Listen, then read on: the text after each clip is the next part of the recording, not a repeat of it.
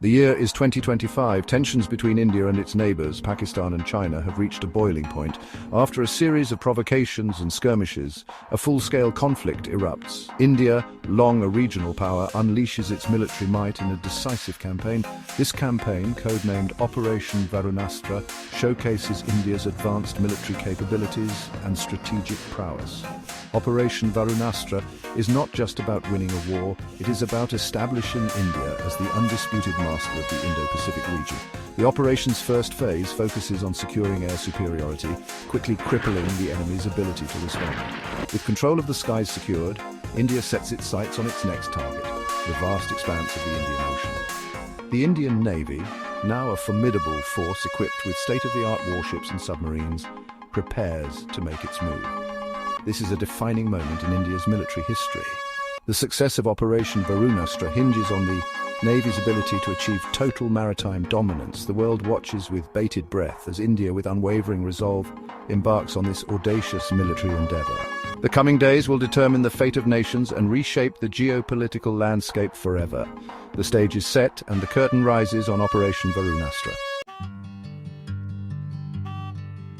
Before India's warships could set sail, control of the skies was paramount. Indian Air Force, IAF, launched a series of lightning-fast sorties. Their targets, Pakistani air bases and Chinese radar installations. The element of surprise was crucial. Indian fighter jets, a mix of Russian-made Sukhoi 30 MKIs and domestically produced Tejas LCA, roared into action. They were armed with long-range missiles capable of striking deep within enemy territory. The initial strikes were swift and devastating, catching the enemy off guard. Pakistan's air defenses, largely outdated, were quickly overwhelmed. Chinese air bases in Tibet, though better equipped, were not immune to the IAF's onslaught. Within hours, India achieved air superiority over the entire conflict zone. This was a decisive victory. It paved the way for the next phase of Operation Varunastra.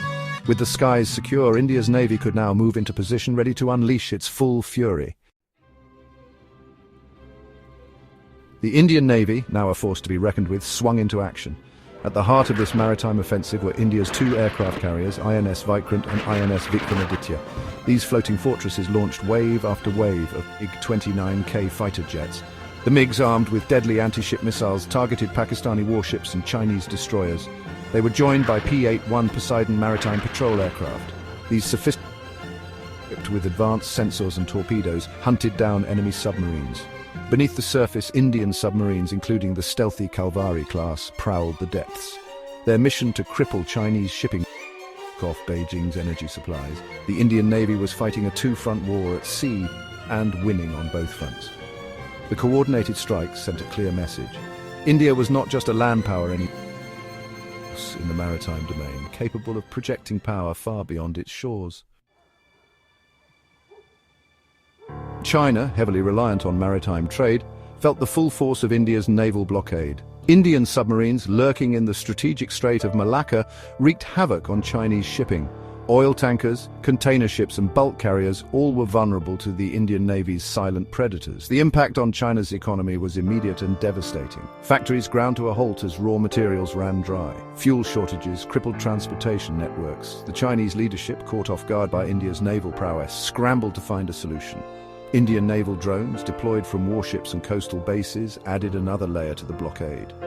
These unmanned vessels, armed with missiles and torpedoes, harassed Chinese shipping and kept the People's Liberation Army Navy plan at bay. The plan, once thought to be a rising power in the region, found itself outmaneuvered and outgunned. Its attempts to break the Indian blockade were met with fierce resistance. The South China Sea, once considered China's backyard, was now a hunting ground for the Indian Navy. Section 5, Pakistan's navy obliterated, crushing a maritime force. While India squeezed China's maritime lifeline, the Pakistani navy faced an even more dire situation. Indian warships, including destroyers and frigates armed with BrahMos supersonic cruise missiles, bombarded Pakistan's naval bases in Karachi and Gwadar.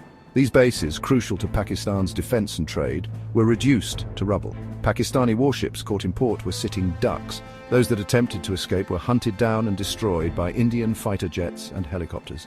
Within days, Pakistan's navy, already a shadow of its Indian counterpart, ceased to exist as a fighting force. The destruction of its naval infrastructure crippled Pakistan's economy, already reeling from the air campaign. The Arabian Sea, once a contested waterway, was now firmly under Indian control. This allowed India to focus its attention on the northern front, where a ground offensive was already underway. The northern front has always been a crucial battleground. Over the years, India's military strategies have evolved to meet the challenges posed by the rugged terrain and extreme weather conditions. In the face of adversity, the Indian Army has demonstrated remarkable resilience and tactical brilliance. The partition of India in 1947 left deep scars and a legacy of division.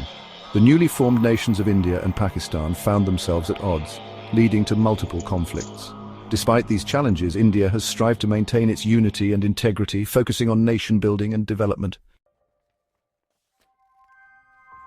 The geopolitical landscape of South Asia is a complex game of high stakes. India, with its strategic location and growing influence, has had to navigate a delicate balance of power, from border disputes to diplomatic negotiations. Every move is critical in maintaining regional stability and safeguarding national interests. India's triumphant liberation of Tibet, Balochistan and Poke marks a historic moment in the nation's journey. The Indian flags are raised high, fluttering proudly against the backdrop of a liberated land. The nation celebrates its hard-won victory with jubilation and patriotic fervor. Pakistan, reeling from the loss of Balochistan and Poke, and China, having ceded Tibet, face the stark reality of India's newfound strength and resolve. This moment is not just a military triumph, but a testament to India's unwavering commitment to justice and sovereignty. Set to the stirring notes of an Indian patriotic song, this scene symbolizes the nation's pride and strength. It is a reminder of the sacrifices made, the resilience shown, and the indomitable spirit that has brought India to this victorious juncture. As the celebrations continue, the world watches in awe and respect, acknowledging India's rightful place as a formidable power on the global stage. As we look to the future, India's rise as a global superpower is a triumphant reality.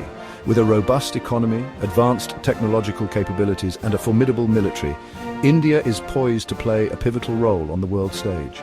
The journey has been long and arduous, but the vision of a prosperous and powerful India, celebrating the liberation of Tibet, Balochistan, and Poke, is now within reach. As we look to the future, India's rise as a global superpower is a triumphant reality. With a robust economy, advanced technological capabilities, and a formidable military, India is poised to play a pivotal role on the world stage.